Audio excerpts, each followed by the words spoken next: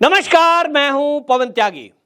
दिल्ली से इस समय की बड़ी खबर है और खबर यह कि दिल्ली के मुख्यमंत्री अरविंद केजरीवाल को दिल्ली शराब घोटाले में ईडी ने गिरफ्तार कर लिया है। पहले से ही उम्मीद जताई जा रही थी और पिछले काफी दिनों से हम देख रहे थे कि ईडी जिस तरह से सम्मन पर सम्मन दे रही थी, अरविंद केजरीवाल उन सम्मन को अवैध बता रहे थे।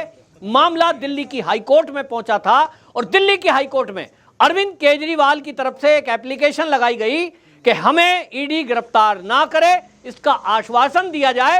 लेकिन दिल्ली की हाई कोर्ट ने अरविंद केजरीवाल को राहत देने से मना कर दिया और इसी के बाद यह माना जा रहा था कि ईडी किसी भी वक्त अरविंद केजरीवाल को गिरफ्तार कर सकती है। तो ईडी के आला अधिकारी यानी डिप्टी डायरेक्टर रैंक के अधिकारी अरविंद केजरीवाल के आवास पर पहुंचे और जरूरी सामान वहां से जुटाए गए।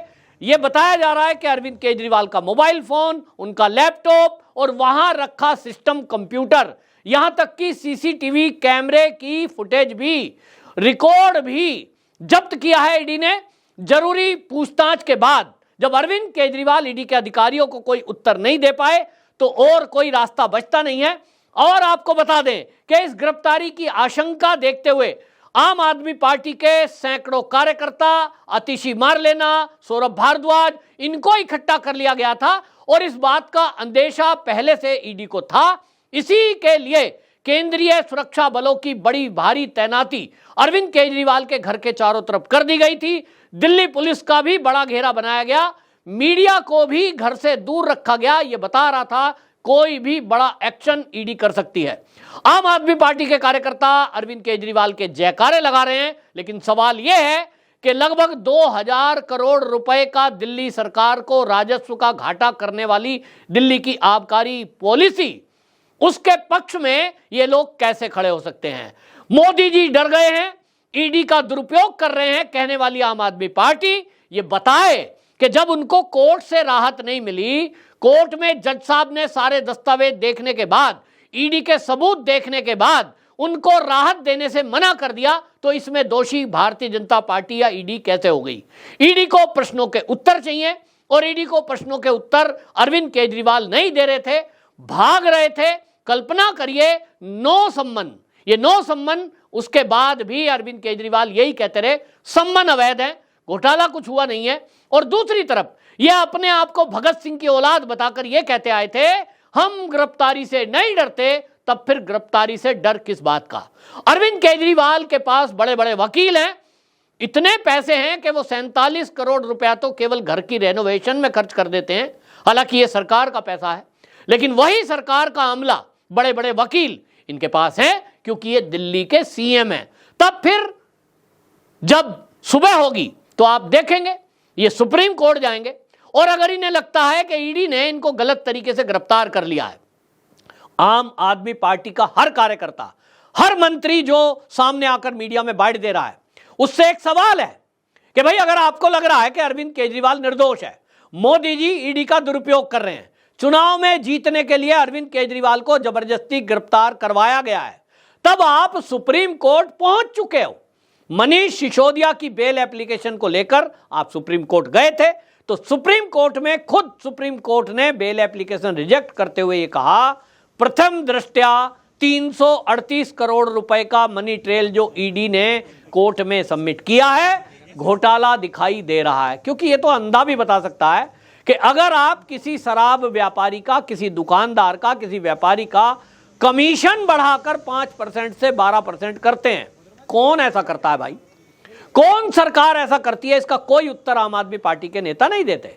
आप पहले जो पॉलिसी चल रही थी, पहली पॉलिसी जब चल रही थी तो 5% कमीशन था, आपने उसको 12% क्यों किया? आपने कई सारे शराब व्यापारियों की जो फीस थी उस फीस में रियायत क्यों दी?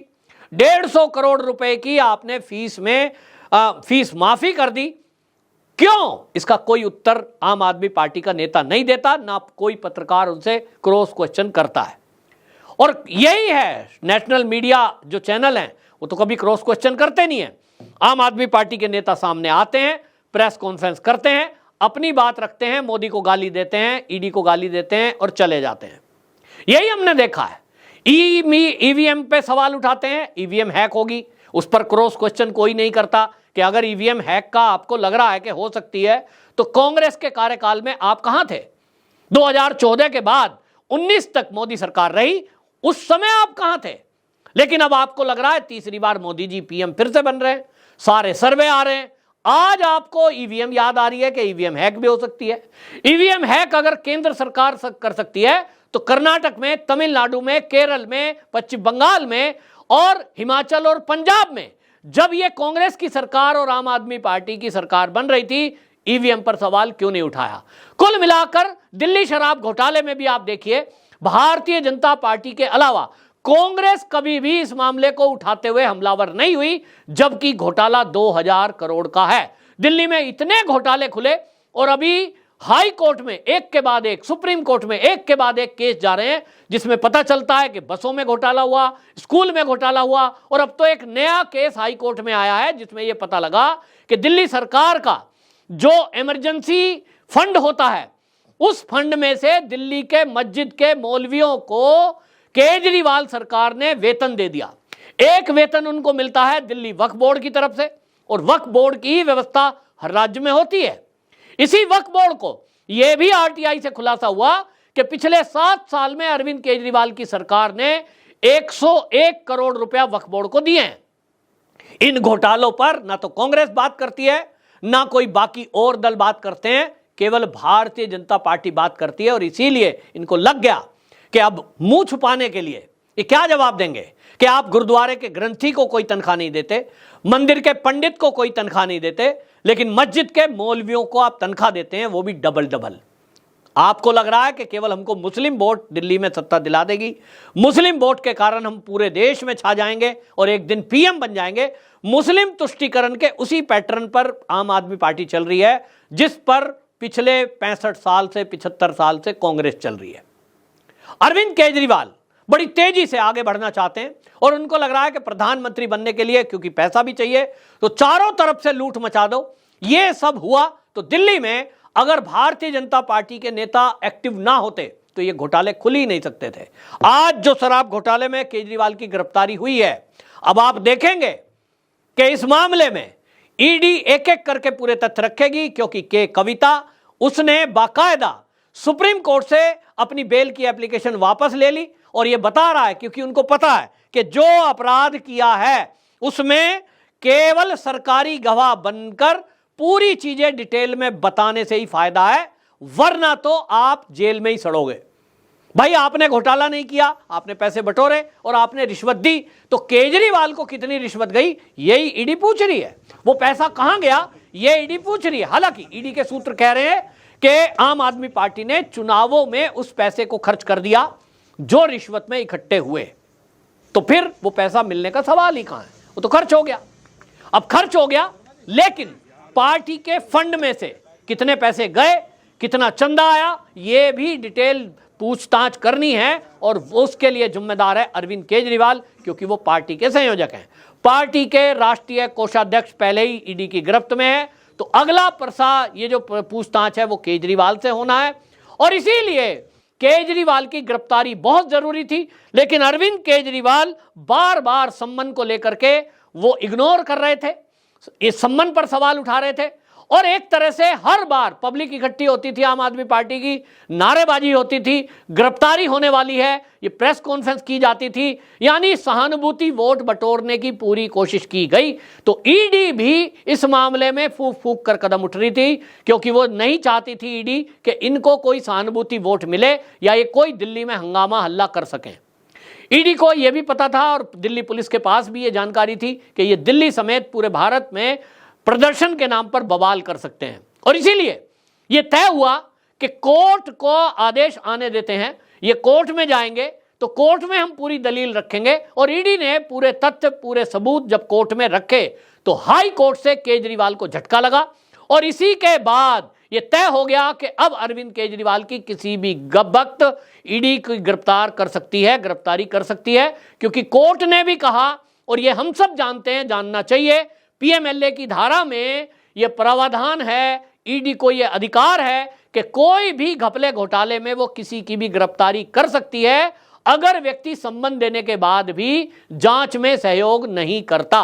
तो अरविंद केजरीवाल को लग रहा था कि अभी तक ये विक्टिम कार्ड इसी तरह खेलते आए हैं, बड़े बड़े वकील इनके पास हैं और इन वकीलों के बेस पर ये निचली अदालत, फिर हाई कोर्ट और फिर सुप्रीम कोर्ट तक जाएंगे और ये जेल नहीं जाएंगे, चुनाव पूरा लड़ेंगे और उसके बाद ये कहेंगे देखो जी मोदी जी हमसे डर गए। वही काम जो गुजरात चुनाव के दौरान इन्होंने किया था, उस समय कोर्ट ने इनको राहत दे दी थी ये कहते हुए कि देखिए चुनाव है, चलिए इनको छूट दी जा रही है। लेकिन इसी कार्ड को आप कब तक खेलेंगे? इस देश में कहीं ना कहीं किसी ना किसी राज्य में चुनाव हमेशा चलते ही रहते हैं। तो अरविंद केजरीवाल को अब ईडी ने अल्टीमेटली गिरफ्तार कर लिया और अब आप देखेंगे कि अरविंद केजरीवाल अब लंबे जाएंगे, क्योंकि एक एक करके सारे घोटालों की लिस्ट सामने आएगी। ईडी के पास जितने भी केस दर्ज हैं, हर एक केस में इनसे पूछताछ होगी और हर गुनाह का हिसाब होगा, क्योंकि मोदी जी ने तो पहले ही कह दिया था जिन्होंने लूटा है उन्हें लौटाना पड़ेगा। रही बात बीजेपी के डरने की, तो वो बीजेपी सबसे पुरानी देश की पार्टी कांग्रेस, उससे नहीं डरी। तो अरविंद केजरीवाल, उनके तो सांसद ही कितने हैं, उनसे डरना क्या है? ये केवल विक्टिम कार्ड खेलने का एक चाल है विपक्ष का। अब ईडी हिसाब करेगी और अब आप ये भी देखेंगे कि आम आदमी पार्टी के जो कार्यकर्ता हैं ये सड़कों पर उतरेंगे। हालांकि दिल्ली में तो धारा 144 लगा दी गई है, ये बात का अंदेशा पहले से था। कुल मिलाकर पुलिस सख्ती से इनसे निपटेगी, ये भी सूत्रों के हवाले से पता चला है। आपकी क्या राय है? कमेंट बॉक्स में जरूर बताएं।